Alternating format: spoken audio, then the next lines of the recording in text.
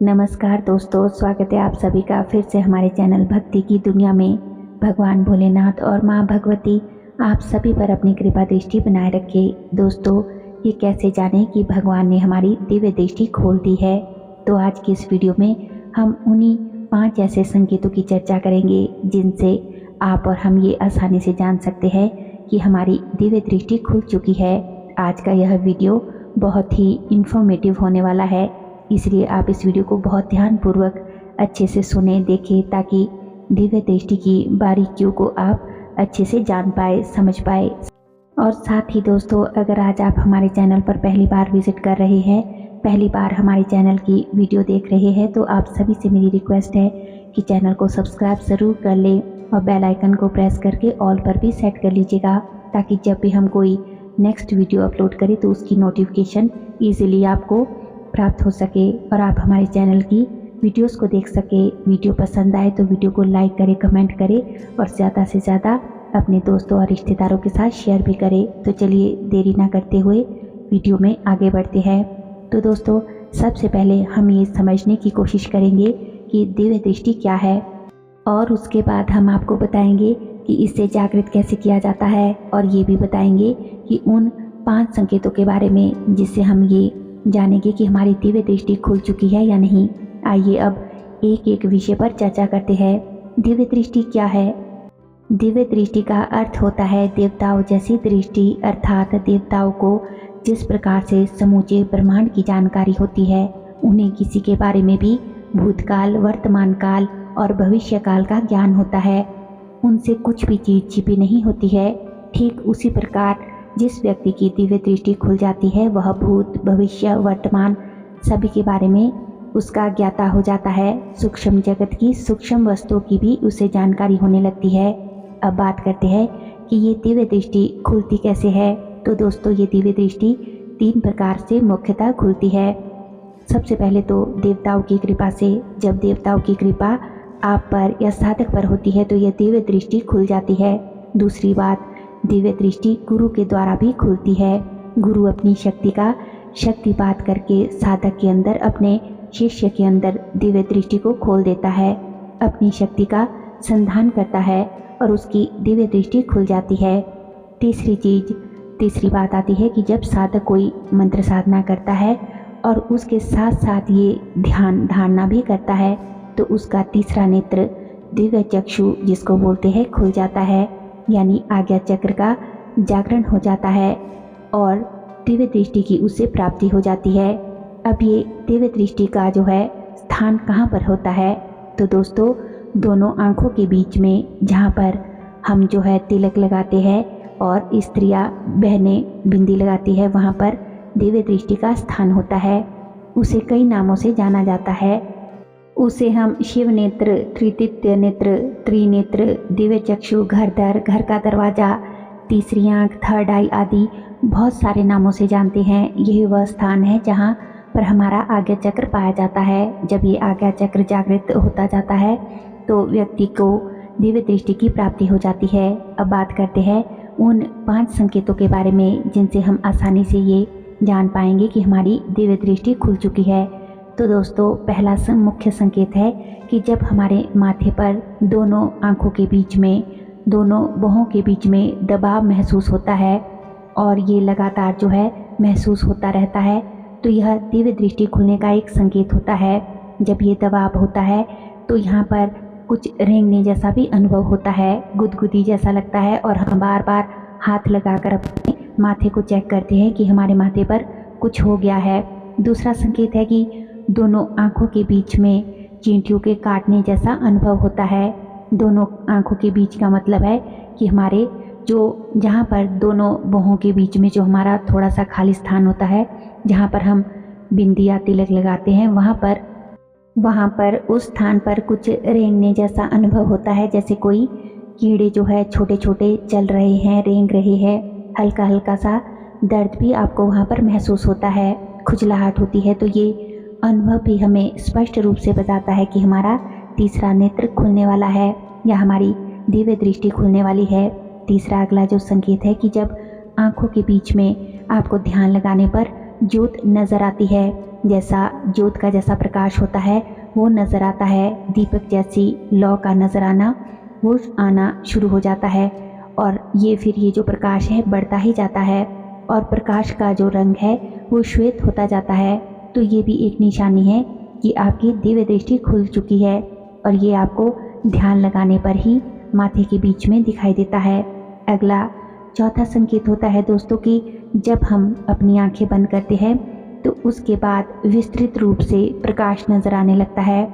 ऐसा विस्तृत प्रकाश, विशाल रूप से प्रकाश नजर आता है कि बहुत से साधक जो है ये देखकर डर भी जाते हैं कि उन्हें ये क्या दिखाई दे रहा है। अब ये साधक जन क्यों डर जाते हैं? क्योंकि तब उनके सामने सूक्ष्म जगत की जो वस्तु है वो प्रत्यक्ष होना शुरू हो जाती है, उन्हें दिखाई देने लगती है। सबसे पहले सूक्ष्म जगत के निचले तल की वस्तुएं दिखना शुरू होती है। तो निचले तल पर कौन कौन रहते हैं, क्या क्या होता है? तो दोस्तों निचले तल पर रहने वाली जो सूक्ष्म शक्तियाँ हैं जैसे कि भूत, प्रेत, पिशाच, गंधर्व, राक्षस, ब्रह्म राक्षस, ये सब जो है आपको दिखाई देते हैं। इनको देखकर जो है और जो डाकनियाँ शाकनियाँ है वो भी आपको दिखाई देने लगती है। तो इन्हीं को देखकर साधक पहले घबरा जाता है, भयभीत हो जाता है, जबकि उसे यहीं पर भयभीत नहीं होना है क्योंकि अभी तो उसने सूक्ष्म जगत के निचले तल पर रहने वाली सूक्ष्म आत्माओं को देखा है। आगे जब उसका ध्यान और गहरा होगा और प्रगाढ़ होगा तो उसे देवताओं के दर्शन भी होंगे, लेकिन वो ऊपर वाले तल में होंगे। उनके लोकों का दर्शन होगा, दिव्य लोकों का, दिव्य वस्तुओं का दर्शन होगा। तो इसलिए डरना नहीं चाहिए। लेकिन लोग यहाँ पर कई बार इतना डर जाते हैं कि वो इधर उधर जो है भक्तों के पास, तांत्रिकों के पास भागना शुरू कर देते हैं, अपना इलाज करवाना शुरू कर देते हैं। इतने भयभीत हो जाते हैं कि पूजा साधना सब छोड़ देते हैं। उन्हें लगता है कि ये सब जो है उनको तभी दिखाई दे रहा है जब वो किसी नकारात्मक ऊर्जा की पूजा साधना कर रहे हैं। जबकि मैं आपको बता दूं कि आगे चलकर ये सब कुछ दिखाई देना अपने आप ही बंद हो जाता है क्योंकि हम उस तल से ऊपर उठ जाते हैं। ये सारी जो भूत, प्रेत, पिशाच है ये आपको निचले तल पर ही दिखाई देते हैं, लेकिन जब आपका ध्यान, आपकी साधना उच्चतम अवस्था में पहुंच जाती है तो ये चीज़ें जो है आपको दिखाई देना बंद हो जाती है। फिर आपको कोई डर नहीं लगता। फिर जो आपकी संकल्प शक्ति है वो इतनी अधिक स्ट्रांग हो जाती है, इतनी अधिक बढ़ जाती है कि आप जब देखना चाहेंगे तभी ये चीज़ें आपको दिखाई देगी। लेकिन अगर आप नहीं देखना चाहेंगे तो ये चीज़ें आपको बिल्कुल नहीं दिखाई देगी। तो हमें भयभीत होने की आवश्यकता नहीं है, ठीक है। हमने ये दिव्य दृष्टि क्यों खोली है? हम ये सब देखना ही तो चाहते थे, ये अनुभव हम प्राप्त करना चाहते थे। तो जब सूक्ष्म जगत की चीज़ें हमें नज़र आने लगती है तो फिर डर किस बात का, ठीक है। तो बस आप लगातार ध्यान लगाते रहिए, अपनी साधना में आगे बढ़ते रहिए। आप जब इनके स्तर से ऊपर उठ जाएंगे तो ये आपको स्वतः ही दिखाई देना बंद हो जाएगी। और अगर दिखाई भी देगी तो आपको कोई नुकसान नहीं होगा, आपको कोई डरने की ज़रूरत नहीं है। हमारी दिव्य दृष्टि इतनी तेज हो गई है कि ये सब चीज़ें आपको नज़र आने लगी है। आपको ये बात याद रखनी है क्योंकि पहले वो आपको नज़र नहीं आती थी और अब दिखाई देने लगी है। तो आपको अपनी साधना में, ध्यान में आपकी प्रगति हुई है। तो इसमें आप बिल्कुल भी घबराइएगा मत। अगला प्रबल संकेत दिव्य दृष्टि खोलने का होता है कि जब आप किसी भी व्यक्ति के बारे में, उसके भूतकाल के बारे में, वर्तमान और भविष्य काल के बारे में जो घटनाएं उसके साथ घटने वाली है उसको पहले से ही भांप लेते हैं आपके सामने।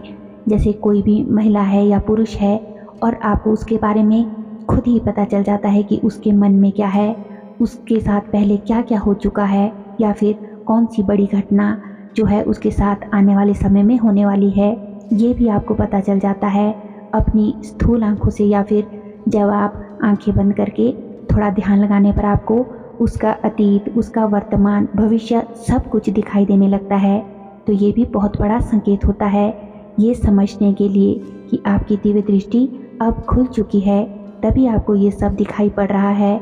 जबकि उस व्यक्ति ने आपको कुछ भी अपने बारे में अभी तक नहीं बताया है, लेकिन आपको स्वतः ही ये सब पता चल जाता है। तो ये क्यों होता है दोस्तों? ये सब आपको तभी पता चलता है जब आपकी जो है देवी देवता आपकी दिव्य दृष्टि खोल देते हैं। आपकी जो दिव्य दृष्टि खुल जाती है, जागृत हो जाती है, तभी आपको ये सब दिखाई देने लगता है। तो ये थे कुछ मुख्य संकेत, मुख्य लक्षण जिनसे आप ये पहचान सकते हैं कि भगवान ने हमारी दिव्य दृष्टि जो है जागृत कर दी है, हमारी दिव्य दृष्टि खुल चुकी है। उम्मीद करती हूँ कि आज की वीडियो की ये जानकारी आपको अच्छे से समझ आई होगी और वीडियो पसंद भी आई होगी। वीडियो अच्छी लगी हो तो वीडियो को लाइक करें, कमेंट करें और ज़्यादा से ज़्यादा शेयर भी करें। हमारे चैनल पर और भी अच्छी अच्छी वीडियोज़ है दिव्य दृष्टि के बारे में भी और अन्य आध्यात्मिक टॉपिक्स पर भी, तो उन्हें भी जाकर आप ज़रूर देखें। लिंक जो है वो आप डिस्क्रिप्शन बॉक्स में चेक कर सकते हैं। और दोस्तों, अगर अभी तक भी आपने हमारे चैनल को सब्सक्राइब नहीं कर रखा है तो आप सभी से मेरी रिक्वेस्ट है कि चैनल को सब्सक्राइब ज़रूर कर ले। और जो लोग हर रोज़ हमारी वीडियो देखते हैं, हमारे चैनल को जिन्होंने सब्सक्राइब किया हुआ है, उन सभी का दिल से शुक्रिया। तो चलिए मिलते हैं एक और नई वीडियो में नई जानकारी के साथ। तब तक के लिए आप सभी अपना ध्यान रखिए, खुश रहिए, अपना ख्याल रखिए और अपने आध्यात्मिक यात्रा में आगे बढ़ते रहिए। धन्यवाद। जय माता दी। हर हर महादेव।